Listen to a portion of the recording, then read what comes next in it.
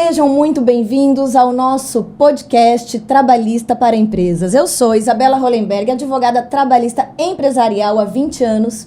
E hoje eu estou aqui comigo com um convidado muito especial que, é alinhado ali junto com a advocacia trabalhista para os empresários, que é o contador. Esse é Eduardo Mendonça, o proprietário da CNX Contabilidade Consultoria Estratégica. E não é só isso, não. O homem é brabo, minha gente. Ele é membro da Academia Sergipana de Contabilidade. Seja muito bem-vindo, Eduardo. Eu agradeço o convite. Para mim é uma honra compartilhar um pouco das nossas vivências e um pouco do nosso conhecimento. Muito bem. E eu já vou começar aqui servindo um chazinho para ele, porque vocês sabem, né? Que esse é o podcast de questões trabalhistas e empresariais, mas também de chá. Porque, vamos combinar, gente, todo mundo gosta de café. Eu sou a resistência ao chá. Eu gosto de café, tomo meu cafezinho todo dia de manhã. Mas o chá é aquele blend, é aquele, aromazinho gostoso na boca. Então, vamos lá? Vamos sim. Vamos sim. Ótimo. Esse é um chá indiano com especiarias. Olha a corzinha dele. Mais clarinha, mais suave. Especialmente porque eu já tomei meu cafezinho hoje. Você já tomou, Eduardo? Não, eu fujo um pouco da regra. Eu não tomo café, não gosto de café. Mas, gente, deu certo já aqui a conexão, né? Porque eu gostar do gosto do café também não é a minha vibe. Só que eu gosto muito do efeito dele, né? Que deixa a gente ligado. Pra então... cima. Você sabe o que dá essa energia do café também? O chá verde. Chá verde dá uma concentração. Matcha, não sei se já ouviu falar, que é ótimo. Mas vamos lá para o que interessa. Vamos lá. E eu vou provar o seu chá aqui. Sim, por favor, já pensou? A pessoa serve o chá e não deixa provar. Muito bom. Suave, né? Muito suave. Ok, também eu vou molhar as palavras aqui, eu vou aproveitar. Eduardo, eu queria saber, antes da gente entrar já no embate dos seus conhecimentos técnicos, o que te levou a fazer contabilidade? Olha, na verdade, doutora Isabela, eu sou um apaixonado... Já tira o doutora, vamos começar num bate-papo. Isabela, tá ótimo. Eu sou um apaixonado pelo empreendedorismo. Tá. Então, desde muito cedo, eu nunca me vi, por exemplo, fazendo um concurso público. Eu nunca e acredite, eu me inscrevi uma vez em um concurso público, eu tenho 42 anos, e eu não consegui chegar nesse concurso público. Meu carro furou o pneu 2 vezes no caminho. Então, ali eu entendi que era um recado de Deus, que aquele caminho não era para mim. E eu precisava fazer algo que eu acreditasse. E eu sempre acreditei no empreendedorismo como uma ferramenta de construção. E eu enxerguei na contabilidade a possibilidade de, além de alavancar o meu negócio, ajudar outras pessoas a também evoluírem. E foi aí que eu me enxerguei como contador e de lá para cá não me vejo fazendo outra coisa que não seja isso. Perfeito. Ou seja, o universo queria você exatamente onde eu estou. Você está. Isso é isso fantástico. Que eu acredito. Eu também. Estou junto com você nessa. E agora me diga, né? Já consolidada essa questão da sua contabilidade, diante dessas ferramentas que a gente vê hoje, todas digitais, né? O FGTS digital, o E-Social. Sim. Tem margem para empresário pisar fora da borda? Então, isso é algo que ficou para trás, a história do jeitinho. Primeiro porque tudo está digital, inclusive a fiscalização, que deixou de ser exercida unicamente pelo auditor, que abria lá a sua planilha, controlava quantas empresas precisava visitar, e hoje a inteligência artificial dá para ele o detalhamento de quem está devendo o quê, o que foi feito de forma errada e de forma pontual. Perfeito. Então, o jeitinho é da era do passado. O empresário que acredita que é mais esperto do que o fisco, ele está só aguardando a carta chegar. Especialmente depois da inteligência artificial, porque antes o cruzamento do dado já acontecia, né, dos dados. Sim. Agora, com a IA... Em tempo real. É em tempo real. Andou fora, não tem jeito. Não tem jeito. Não é a maneira correta. Mas a gente sabe que existem estratégias legais, legítimas. E esse é o ponto extremamente importante. Todas as vezes que falamos em ajustes, sejam eles tributários ou trabalhistas, a primeira impressão de quem viveu na ilegalidade é achar que lá vem um caminho ali, um jeitinho. Vamos ver como a gente varre para debaixo do tapete aquela sujeira. E o que o empresário precisa entender é que existem estratégias legais do ponto de vista preventivo, quando você tem um alinhamento jurídico e contábil, e estratégias legais para o seu dia a dia operacionalizar com tranquilidade e sossego, que é o impagável. No fim das contas, nada paga você dormir com a certeza de que o seu trabalho foi cuidado com zelo e dentro dos critérios legais. Isso é verdade. E agora você até comentou essa questão da dobradinha, contabilidade e advocacia. Vamos aqui desmistificar essa história de que advogado e contador não se batem, né? Ao contrário, quando eles estão alinhados, é o melhor. O sucesso é garantido. É a melhor segurança para para a empresa, para o empresário. E eu digo isso porque muitas vezes, nas assessorias que eu faço, quando vem alguma matéria que é de contador, eu falo, isso não é comigo. Eu até saberia te responder, mas eu nem posso, eticamente, por também questão de responsabilidade profissional, onde cada um tem sua área, não posso responder isso. Então, assim, vamos conversar com o seu contador. Sim, uma das coisas que os anos de experiência, eu tenho 23 anos de experiência em contabilidade, e uma das coisas que esses anos me ensinou é exatamente a entender esse respeito da área e limitação de atuação de cada um. Uma coisa muito curiosa e que é muito vista entre advogados e médicos é que se eu venho morar para uma consulta com a senhora que é especialista na área trabalhista e eu tento entrar num assunto criminal de um primo, a primeira coisa que o advogado vai fazer, opa, vou te dar um cartão, aqui é um colega que é especialista na área criminal. Infelizmente, na área contábil, a gente não vê muito isso. E o contador fica tentando ser generalista, ele responde sobre indústria, responde sobre farmácia, responde sobre empregada doméstica. É verdade. Muitas vezes coisa da época que ele estudou ainda na faculdade e não se atualizou. E aí, ao invés de fazer um trabalho que impulsione o negócio do empreendedor, ele vai trazer prejuízos. E isso não é legal. Desde muito cedo eu descobri que era preciso ter uma especialização para que eu pudesse fazer um trabalho de excelência. Eu morei nos Estados Unidos e lá eu observei como os gigantes se tornam grandes. E o critério é muito simples, método. Eles não fazem nada que não tenha método, procedimento, que não seja escalado para atingir um resultado final. Então, essa observação me trouxe um outro nível. Hoje, quando a gente fala em contabilidade, por exemplo, e aí no nome do meu escritório tem contabilidade consultiva e estratégica, exatamente porque alguns serviços que nós oferecemos, você não tem como pedir um orçamento para um colega, porque eu criei métodos que são meus, personalizados. Então, por exemplo, se a gente fala de um assunto tributário ou trabalhista, eu não acredito em remédio que sirva para todo mundo. Então, eu preciso entender o seu negócio, a sua particularidade, para aí sim te dar a pílula correta para as dores que você sente. Quando um contador diz, olha, eu vou oferecer para você tal situação, porque já resolveu com 10 empresas e se deu certo para 10, dará para a sua também, tenha medo. Porque cada empresa tem suas dores, tem suas necessidades e, principalmente, particularidades específicas de cada segmento. Perfeito. Essa abordagem que você fez, eu acho que foi de muita responsabilidade, muito alerta, porque você colocou como exemplo, por exemplo, a medicina, né? É difícil, eu acho que é a área que as pessoas mais respeitam a especialidade, porque se você está, de fato, com palpitações, você não vai ao dermatologista, você vai ao cardiologista. Então, você percebe, assim, que as pessoas conseguem... Respeitam, né? Isso, né? Entendi. Na advocacia, a gente sofre um pouquinho também, viu? Pelo jeito, menos que a contabilidade, mas a gente sofre e, normalmente, quando aparece uma empresa aqui, né? E aí eu falo, olha, tem que fazer assim, assim, assim.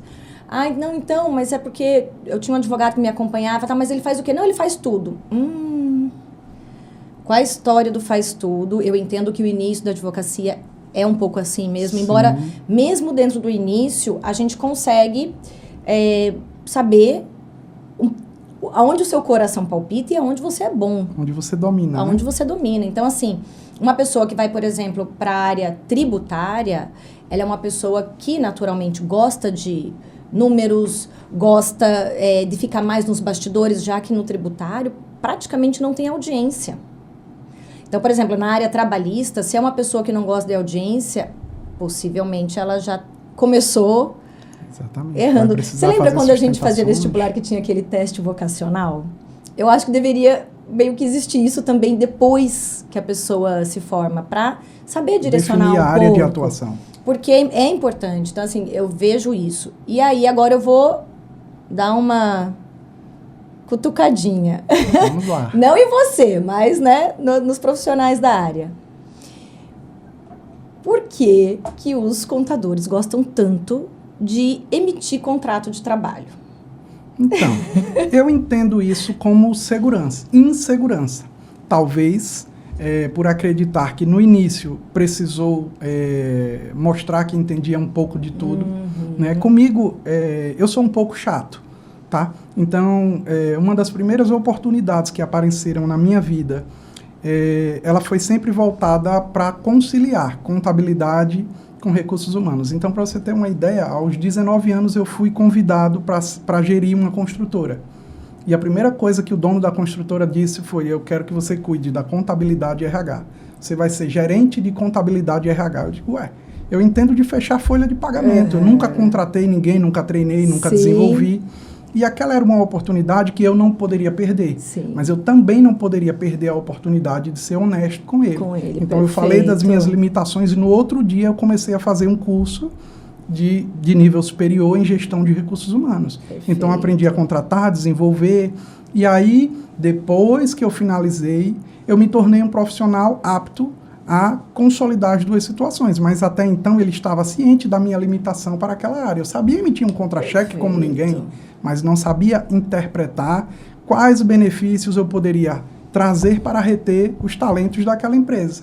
Entendeu? Então, são questões como essa. Eu acho que lealdade é o princípio de qualquer negócio. Quando negócio você jurídico, é isso mesmo. Quando você fala para o seu contratante as suas limitações, aquilo não vai te diminuir. Pelo contrário, vai gerar uma admiração e respeito. Porque ele entende que até ali ele pode segurar em sua mão e vai seguir com tranquilidade. E dali para frente você vai precisar somar esforços com mais alguém. Então, essa é a linha tênue que quando você está começando e você perde isso, tentando pegar tudo que aparece, corre o risco de ser um profissional para toda a vida mediano, medíocre. Generalista mediano. Exatamente. Né? Que é, infelizmente, o que a gente percebe não só no direito, na contabilidade, na grande maioria. Então, profissionais se especializem, por favor, para o bem dos seus clientes e dos nossos também, porque a gente acaba pagando pela má prestação de serviço de outras pessoas, de outras né? pessoas, porque a reputação generaliza, exatamente, né? Eu tenho muito medo de contratar advogado porque já tive tais problemas. Mas eu fiz essa, como eu falei, cutucada, porque não foi para você, né? Foi para a classe. Porque quando eu começo a fazer a minha assessoria, a primeira coisa que eu faço é a análise dos documentos. Então, eu faço como se fosse uma auditoria mesmo, né? E qual é o primeiro documento trabalhista? É o contrato de trabalho. E aí sempre é um contrato de trabalho muito gerado, isso, pelo sistema normalmente da contabilidade. E eu até costumo brincar, eu falo assim, e olha, se ainda foi feito pelo contador, a gente está mais próximo. E quando é feito pelo TI? Que acontece, viu? Acontece. Com muita frequência. Então, aí como é que faz? Porque assim, um contrato de trabalho já está em andamento. Eu não posso substituir, porque já tem ali um certo direito cláusulas garantido, vigentes. Eu só vou conseguir fazer um aditamento. E aí o aditamento, ele dá muito mais trabalho, porque eu tenho que fazer caso a caso, eu não posso fazer em bloco. Né? Então, na verdade, esse meu comentário, essa minha pergunta para você foi mais um pedido de socorro mesmo.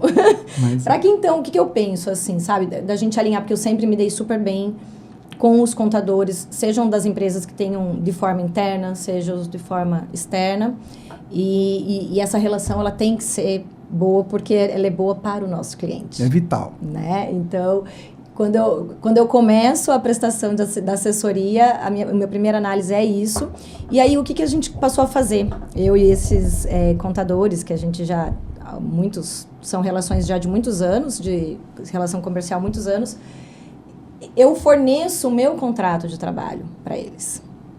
Para que eles, né, utilizem com esse cliente. E teve um que falou assim, eu gostaria de também para outros clientes que não são seus clientes. Eu falei, não tem problema.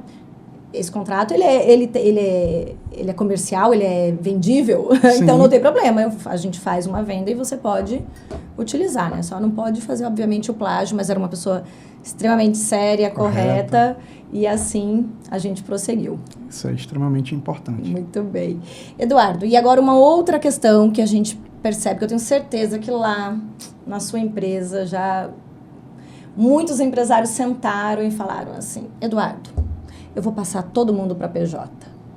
A famosa PJização, essa é clássica. Como que Eduardo se sai dessa? Então, existem pilares dos quais eu não abro mão. Um deles é exatamente dessa conexão com o corpo jurídico da empresa. E acredite, às vezes a gente chega na empresa que nem tem corpo jurídico. Acredito. Né? E a empresa com um volume de negócios muito grande. Um volume de negócio muito grande, com uma quantidade de funcionários absurda. E ele fez tudo tratado com o contador que emitiu lá os contratos pelo sistema, que o sistema emite para a gente já pré-programado várias cláusulas, padrões, que aí entra naquela história, né? O padrão que serve da farmácia ao açougue à indústria, e ele imprime aquele contrato lá. E aí a gente se cerca de uma série de problemas. E a primeira pergunta que eu faço quando não há jurídico é: como você funcionou até aqui sem esse diálogo? Porque eu entendo que a contabilidade ela é extremamente operacional e preventiva do ponto de vista dos números, da prevenção, do custo, para que você tenha a dimensão de se é o momento certo de contratar, se eu devo evoluir ou se eu retroajo os processos.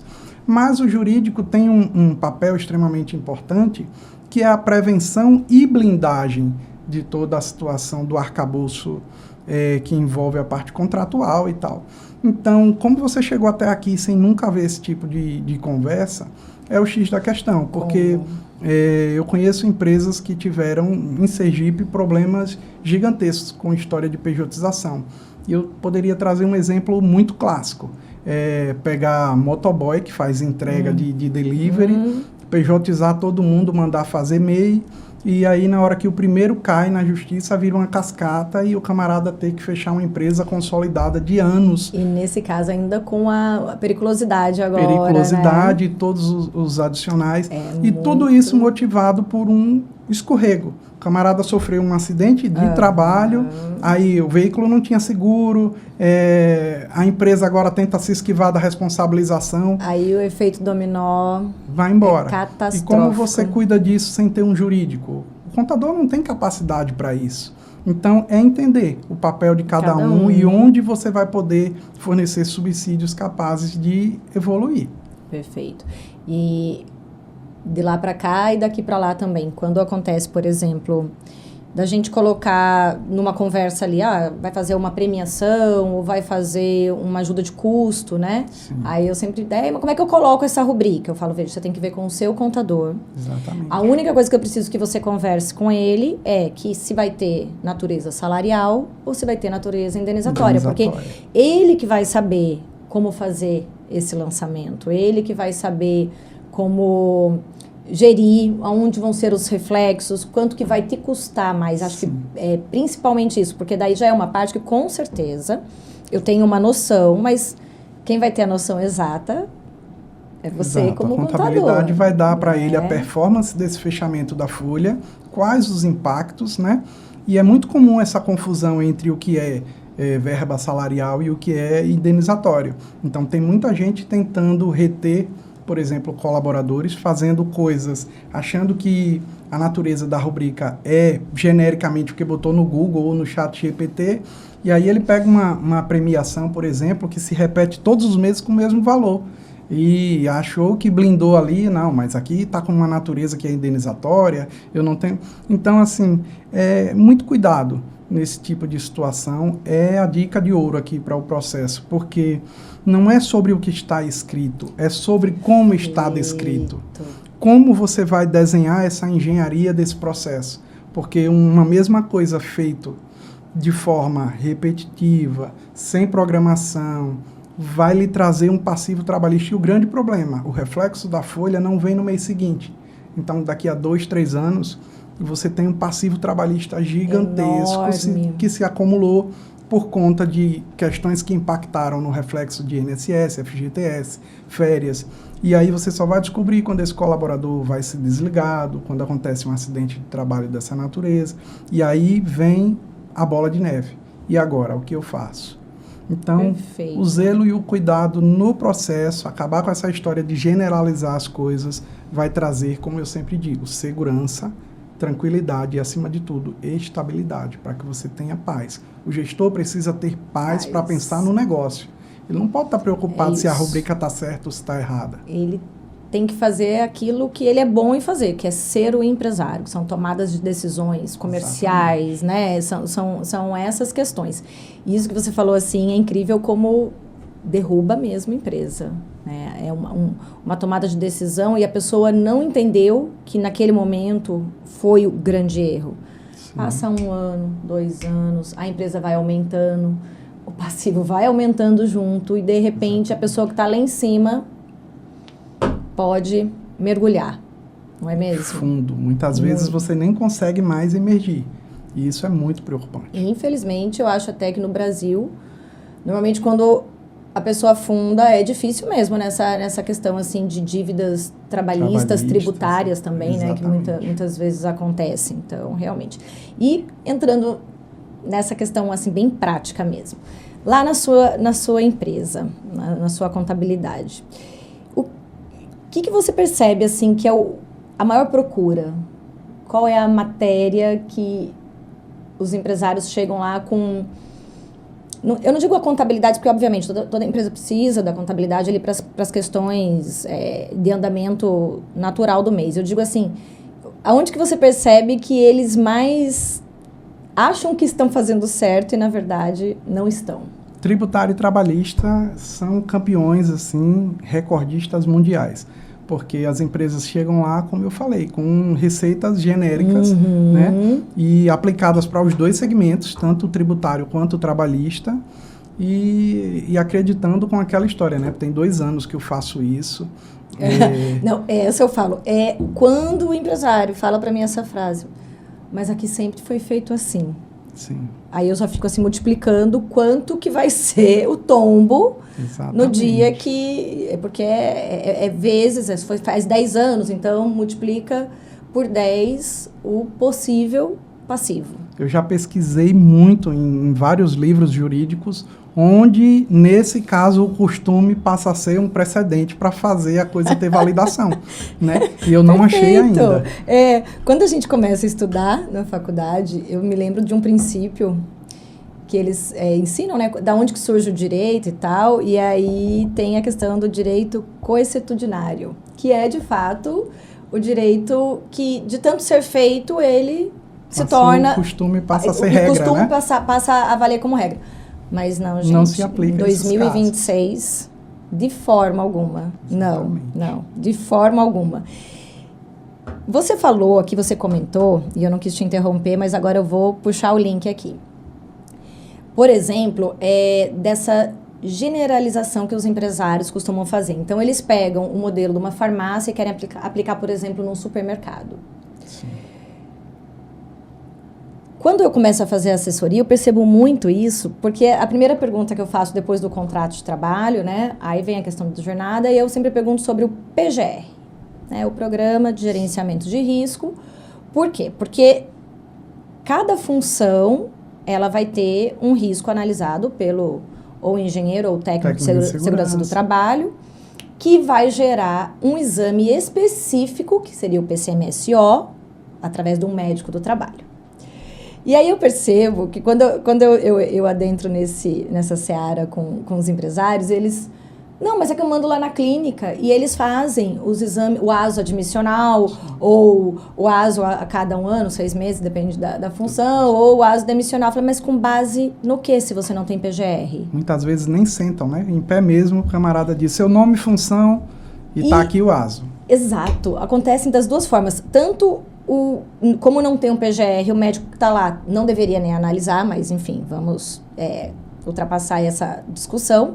Mas também aconteceu numa empresa que eu comecei a fazer assessoria, que o ASO que eles estavam fazendo, Eduardo, era imenso e não tinha necessidade para aquela função. Era uma função, por exemplo, assim, de secretária, de recepcionista, sim, de clínica, e simplesmente não tinha necessidade, por exemplo, do raio-x da coluna. A não ser que tivesse alguma questão ergonométrica ali, mas ergonômica, mas não tinha, não era o caso. Eu já vi o absurdo de um médico solicitar ressonância magnética para um auxiliar administrativo. Eu digo, mas essa moça tinha um histórico de pelo menos uma esfoliose. Exato, uma queixa de dor lombar, alguma coisa, senão não é isso, né? Eu sempre costumo falar assim, por exemplo, se é uma empresa de móveis, onde tem os funcionários que carregam os móveis para montar, aí quem sabe justifica, né? Quem vai saber realmente é o engenheiro ou o técnico de segurança do trabalho, não é a gente. Certo. Mas a gente sabe já pela lida aí de 2 décadas aí que não é assim. Por isso a importância do PGR.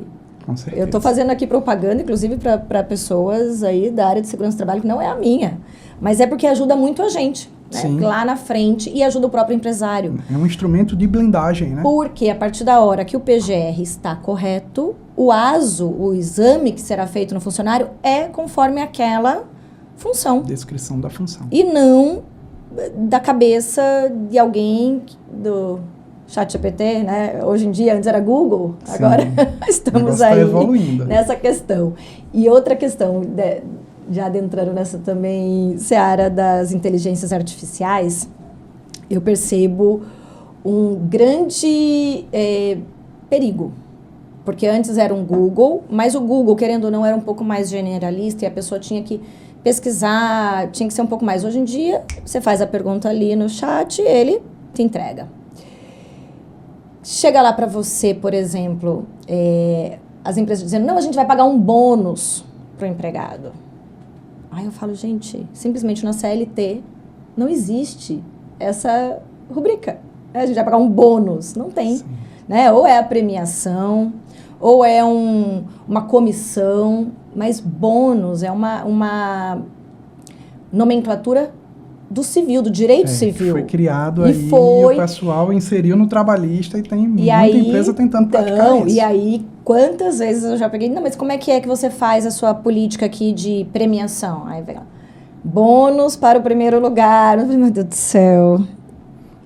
E fica mais bacana quando esse bônus ainda é fixo. Não, de janeiro a dezembro, eu boto R$200 de bônus aqui a mais. Sem qualquer critério, exatamente. A pessoa fazendo um trabalho bom ou ruim, faltando, não faltando, é realmente arrasador. Vejo a importância de uma assessoria contábil, estratégica, técnica, como é a sua, porque não é só... Isso que é bacana, que eu achei que você colocou no início, que te difere no mercado de trabalho. Não é uma contabilidade, não é uma coisa quadradinha. Você está ali pensando realmente para que o empresário, para que a empresa prospere financeiramente, para que ela não pague por coisas que não tem que pagar. Sim, dentro dos nossos procedimentos, eu falei que a gente aplica uma técnica que é desenvolvida para cada negócio. Então, dentro dos nossos procedimentos, por exemplo, tem uma revisão que é quase uma auditoria interna trimestral. Perfeito. Porque nós entendemos que qualquer negócio não é linear. Então, o seu caixa tinha um fluxo bacana em janeiro, mas fevereiro teve o carnaval, não foi tão bom, e aí você precisou desligar alguns colaboradores, houveram outras situações. Então, tudo isso vai trazer para mim um painel onde eu consigo lhe dizer como você deve interpretar os próximos 3 meses do seu negócio. Então, se você diz, mas foi feita aqui uma avaliação do meu negócio e a gente vai utilizar nos 12 meses, eu não acredito que essa avaliação seja válida. Imagine quem nunca nem fez essa avaliação. Então, você está gerindo no escuro. É trocar a roda do carro com o carro andando, né? O tempo inteiro. E é por isso que tem que ser feito, no teu caso aí, de forma trimestral, pelo menos uma avaliação. Eu entendo que é essencial para qualquer tomada de decisão através de números, de parâmetros, de dados, entendeu? Agora, para continuar administrando no escuro, é só acordar e ir trabalhar, que está tudo certo. Quando chegar a multa, a gente vê como parcela.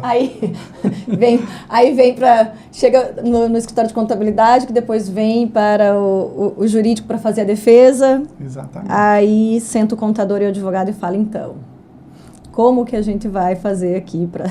Nesse momento, 2 perguntas. Eu já acordei 5 horas da manhã, com um camarada me fazendo 2 perguntas. A primeira, eu vou preso, e a segunda é, pode parcelar em quantas vezes?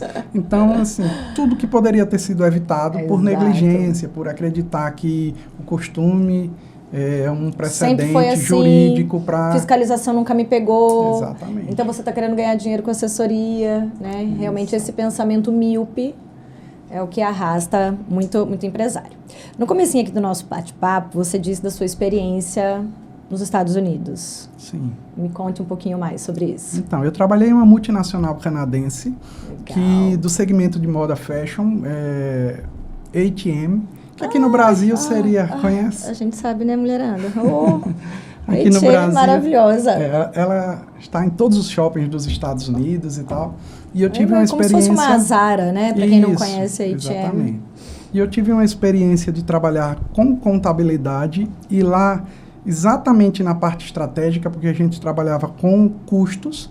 Então, foi uma experiência muito boa e que me propiciou a observação de situações onde eu estive sentado à mesa com outras gigantes mundiais.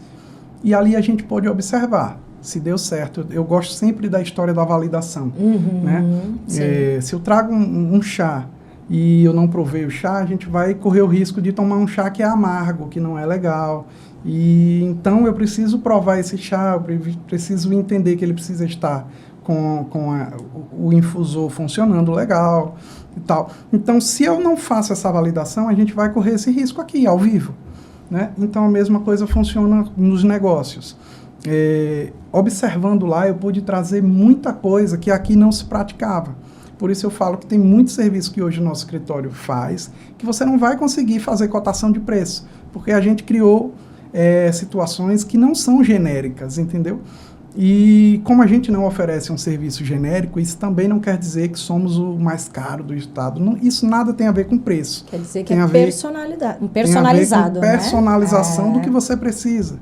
Então, você terá um trabalho com o preço justo e um resultado acima do esperado, porque você não tem como esperar algo que você não conhecia. Então, esse é o nosso princípio. E é a partir daí que a gente tenta validar todos os nossos processos. Perfeito. E com essa digitalização de tudo, você faz atendimento também no Brasil ou, por enquanto, só presencial? Então, hoje a internet derrubou os muros, né? Totalmente. Então, por conta dessa experiência que eu tive internacional, hoje a gente atende empresários brasileiros que têm negócios fora e que mantêm negócios no Brasil. Mas a gente tem clientes Sergipe, Bahia, Alagoas, temos clientes no Paraná, São Paulo. Então, não existe limitação de atuação. Perfeito. Muito bem. Eu acho muito bacana isso, e também com a minha advocacia mais digital nos últimos 2 anos, que esse muro realmente... A internet, ela tem muita coisa que a gente tem que tomar cuidado. Eu que tenho filhos, eu me preocupo muito. Mas, por esse lado, eu acho fantástico. No mês passado, eu fiz assessoria de um supermercado no interior de São Paulo. E ele ficou muito satisfeito com o trabalho. Ele falou assim, olha, que bacana. Eu achava que eu não tinha condições de contratar um advogado da capital, né? Porque tem esse estigma, às vezes, que também a internet, hoje em dia, já ajudou. E ele falou assim, eu mandei para você uma mensagem ali no Instagram, mas achando que não seria possível. E aí a gente arredondou, fez regulamento interno, ajeitou o contrato de trabalho e tal. E falei para ele, olha... Terminamos aqui, né, essa assessoria mais curta, que ele quis realmente, não a mensal, mas para colocar em ordem a casa dele. E eu fico à disposição para consultas. Porque, às vezes, como ele já fez essa assessoria, ele não precisa de mim agora. Diariamente, para uma outra. E a ideia é que o empresário realmente ande sozinho, né? Treine o seu RH e faça o dever de casa. Mas que quando precisasse, sim, era só marcar e a gente faria. Estaria à disposição. Então, eu acho essa parte do digital muito legal. E, Eduardo, agora para a gente finalizar aqui, eu queria que você deixasse aí uma mensagem ou uma provocação, do jeito que você quiser. Microfones abertos. Pronto, a mensagem é sempre baseada, como eu costumo dizer, em princípios, né? São coisas das quais eu não abro mão. Tem 3 pilares no mundo dos negócios, dos quais eu entendo que sustentam uma pequena ideia que você esteja fomentando para vender em casa, na internet, ou uma multinacional, uma indústria gigantesca. E esses pilares são: você precisa ser ético com as pessoas às quais você se relaciona, sejam clientes ou parceiros de negócios, e você precisa desenvolver relacionamentos que tragam realmente ganho real, porque senão você vai parar na primeira venda, na primeira negociação. Perfeito. E o terceiro e mais importante de todos eles, entender que toda essa construção ela deve se basear em uma estrutura que seja sólida, capaz de manter isso em crescimento escalável. Então, se você atende esses 3 critérios, ninguém te segura em qualquer que seja o ramo de negócio. Concordo com você. E eu acho que muito do resumo, me corrija se não for isso, mas que eu também sinto, assim como você, tem que ter propósito, né?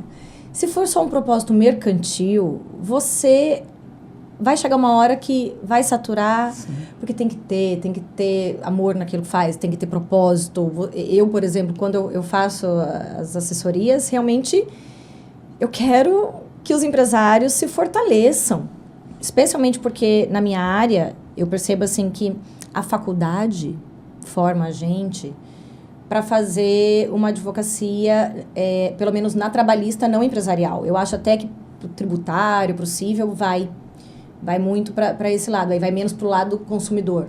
Mas na trabalhista, eles não ensinam a gente a fazer a proteção da empresa. Então, o que eu percebi? Que o meu propósito era esse. Eu comecei a advocacia trabalhista fazendo empresa, reclamante, mas quando a gente é recém-formado é mais difícil fazer empresa, porque é mais difícil as empresas confiarem, né? A credibilidade ainda vai ser construída, né? O empregado é mais fácil você conseguir captá-lo, né, para entrar com a ação. Mas eu percebi que o meu propósito não era esse. Então, assim, mas eu tinha mais ou menos uns 8 anos de formada, acho que foi mais ou menos isso mesmo. Eu comecei a ir para esse lado porque foi onde eu senti propósito. Arrepio, eu queria... Né? Arrepio. É preciso ter paixão e até pelo que hoje, eu estive no tribunal essa semana fazendo sustentação oral num processo do meu cliente. E o dia que esse friozinho na barriga sumir, eu acho Acabou. que perdeu. E Perde eu tenho sentido. até hoje. E não adianta, em toda a audiência, e eu realmente quero ganhar. Hoje, com muito mais maturidade, né? Porque antes era assim... Nossa, eu queria acho que tanto que às vezes não acabava uma estratégia tão boa. E hoje, né, a maturidade vai fazendo a gente ter aquela jogada. Puxa aqui, empurra ali, puxa aqui, até a hora que vai do jeito que você quer. Então, compartilho com você esses pilares que você colocou de ética, de propósito, de que a pessoa ela tem que ter uma estrutura. Porque senão... Se os pilares não forem firmes... Não, a ponte desaba. Você pode até conseguir chegar lá, mas não sustenta. Não sustenta, a ponte desaba. Você pode até conseguir fazer a ponte, mas ela... Vai desabar. Ela vai desabar. Pessoal, que simpatia, que inteligência, que papo bacana, né? Gostei muito. Eu já sabia que eu ia gostar, mas ainda superou as minhas expectativas. Obrigada, Eduardo, por você ter doado seu tempo, seu conhecimento aqui no nosso podcast Trabalhista para Empresas. E ficamos por aqui, pessoal. Até mais. Tchau, tchau.